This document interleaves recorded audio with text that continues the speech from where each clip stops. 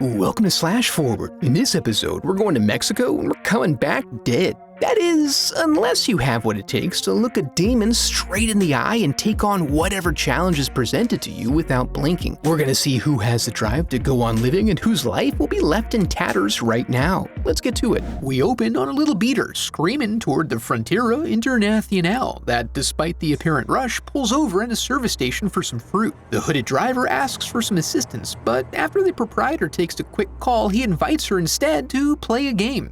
Truth or dare, Giselle? She then sets the only other occupant of the store aflame, but since they're both hardcore gamers, I'm sure she'll understand. Then we head back stateside where we meet up with Olivia, busy setting up some promotional material for her planned Habitat for Humanity trip.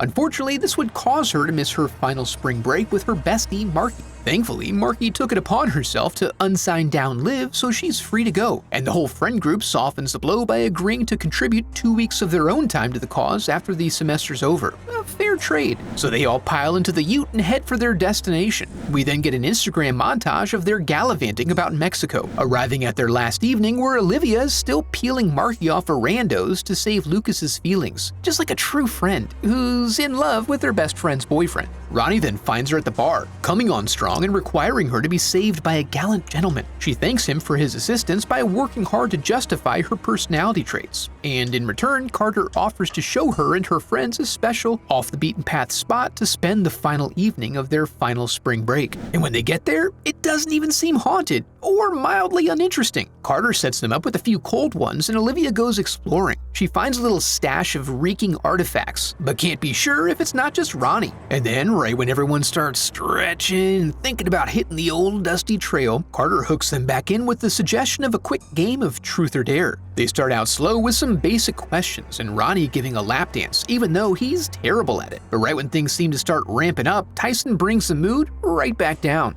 Are you aware that Olivia is in love with your boyfriend? When Liv starts to clap back, Penelope tries to get them focused back on the fun aspects of the game. When it gets back to Carter, they ask his true intentions about inviting them there, so he casually admits he brought them specifically to play this game and transfer his curse onto them. From this point on, they must all tell the truth or complete the dare under pain of death. Olivia's somewhat bemused by this, but then has a visual hallucination that spooks her, but they all clear out and go home regardless. After they return to campus, we learn that Liv and Marky haven't been talking much since the revelations over spring break, but she's not too worried about it, because nothing could break their bond. She gets a little rattled when she finds she has a ghost flyer in the mail, and then a homeless man looks at her, but Marky busts in with the mojito peace offering, confirming that since her dad's suicide, Liv is basically her whole family now, and she'll never let a swinging dick come between them. As she continues with her day, she finds another message and Ronnie again. But when confronted, he informs her that there's nothing on her car. When she steps into the library, she's mobbed by a group of her peers who have devilish grins, and they insist she pick truth or dare, asking what's the deepest secret she's keeping for her friend. She blurts out, "Marky's constantly cheating on Lucas!" in front of a normal-looking library, which is fairly damaging to their various relationships. Later at the bar, we see Ronnie push a young lady to play with his pool cue in that charming way that he does, but she turns smiley and truth or dares him, suggesting that he show everyone his pool cue.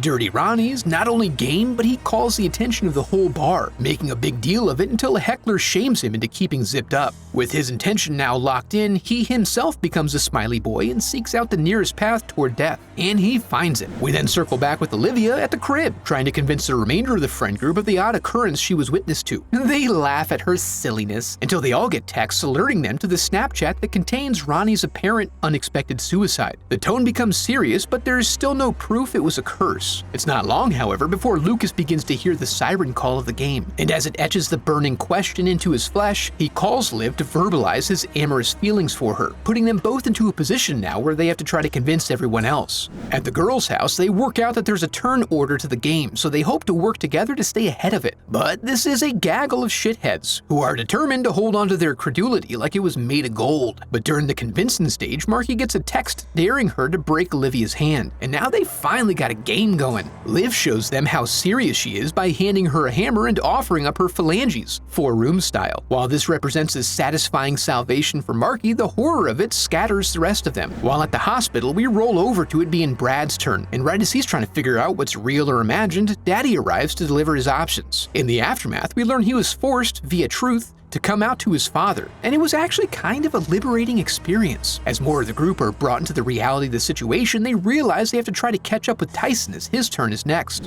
Unfortunately, he's moving beyond their reach, as he has an appointment for a med school interview he intends to crush with gusto. He manages to hold it together, but the interview ends on a strange note, with the dean asking him to tell the truth about his prescription forging business, and when he refuses to fess up, it causes him to go goofy. As the gang tries to get in and save him from himself, he shows the dean a magic trick in 2 parts. Back at the crib, Lucas comes up with the idea that they should all choose truth no matter what, and Marky suggests they try their best to see if they can locate Carter to find a way to end the game. Despite the limited information, they are able to wield the power of Google. Bingo! They find an article about the girl from the opening, and only have to spend $5 for a 12-month subscription to view it. Liv backs up the search on Facebook and finds Carter on Giselle's page, so they set up a fake account and DM her, knowing she's likely still checking in on her friend group from her hiding spot. Meanwhile, Penn has been busy getting her drink on and reminiscing about old times, when she accidentally slides inside a mirror. Awkward! But when prompted, she wisely picks truth. Sorry, that's not how this game works.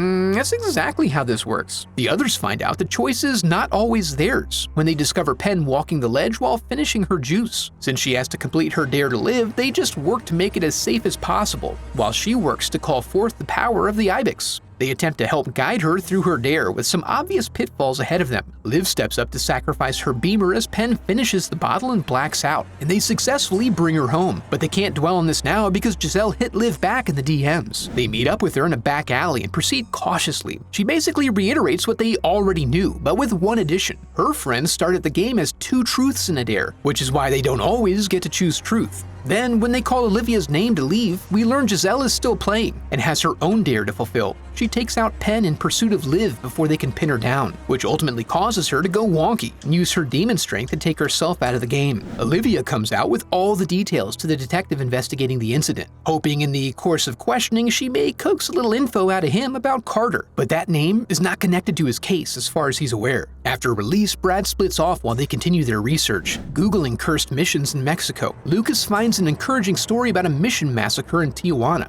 Meanwhile, Liv is upstairs investigating a series of open doors, and she is very aggressively given her turn by a confused hobo. After Lucas returns from chasing him off, we learn Liv got a little saucy and chose dare, forcing her to sleep with Lucas. Assuming this to be her desired outcome, Marky holds it against her, as if they're not all currently the devil's playthings. After she storms off, Liv confides that she made her choice to avoid having to tell Marky a terrible secret, and her honesty is so arousing that they can't help but to get right to it. The end result is her truth or daring Lucas to completion, resulting in him truthing her brains out by letting her know that he favors infidelity and truly loves Marky over her. After concluding their research, they've identified the sole survivor of the original mission massacre, who they presume is the key to all of this. Elsewhere, Marky's getting T'd by her dad, and she reveals that she's been hanging on to his suicide gun, which he recommends she keep close. The next morning finds the crew taking a day trip to Tijuana, where they have to wait about an hour to see Grams, who hasn't spoken in 50 years. When they finally take audience with her, we learn the wait was due to her preparing a set of written statements about the curse. And it's your fairly standard stuff.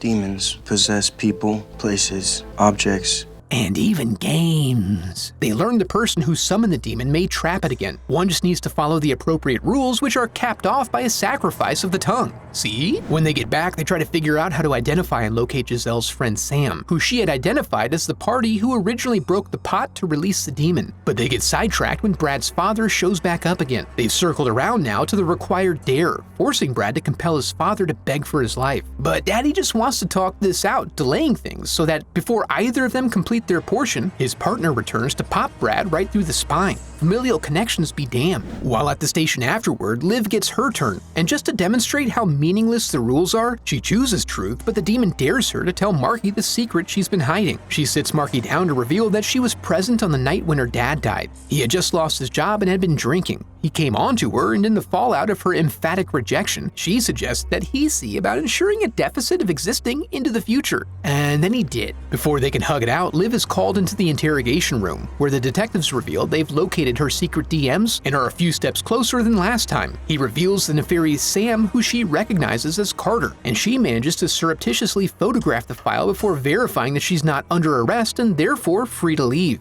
Lucas and Liv then head back to the house and bust in to find Marky point an AK-47 straight at her face. They dissuade her from this by revealing they are now privy to Carter's location, so maybe she can use her gat on him instead. They zoom on over there and bust into Sam's deprivation lair, which is looking pretty sweet, so he's not likely to go willingly. But Livy pulls out on that fool, and soon they're heading back to the old mission, where they've created so many lasting memories. They give Sam the tools of the ritual and press him blindly forward toward the goal. The earth gets to quaking beneath them, an inopportune time for a game, but Lucas gets his turn nonetheless. He immediately steps out as he's been dared to kill one of the ladies.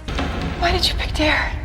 Because I knew if I didn't, then one of you would have to. But the game's almost over, idiot. But regardless, his sacrifice is so hot. With the incantations done, it's time for the surprise tongue cropping. As the girls hold Lucas down, Sam gets to cutting. While waiting to see if this was enough, Demon Lucas kills Sam and then himself, which seems a bit like a stretching of the rules. Liv then convinces Marky to choose Dare so she can parlay with the demon. She poses the truth or dare question to it, only to learn that there are no loopholes and no way out but to die. So as they race back home, Liv sends a post to her massive worldwide audience with warnings and rules of the game before asking them, Truth or dare?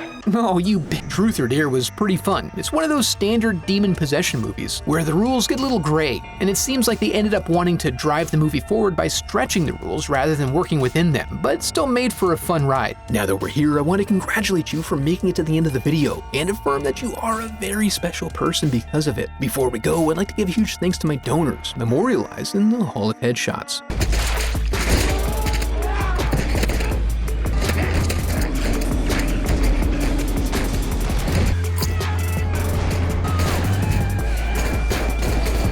I have a website set up where you can support the channel through donations or merch. Any donation unlocks a growing collection of uncensored movie recaps. And if you enjoyed the video, I would love for you to become part of the channel by subscribing. Thanks for watching.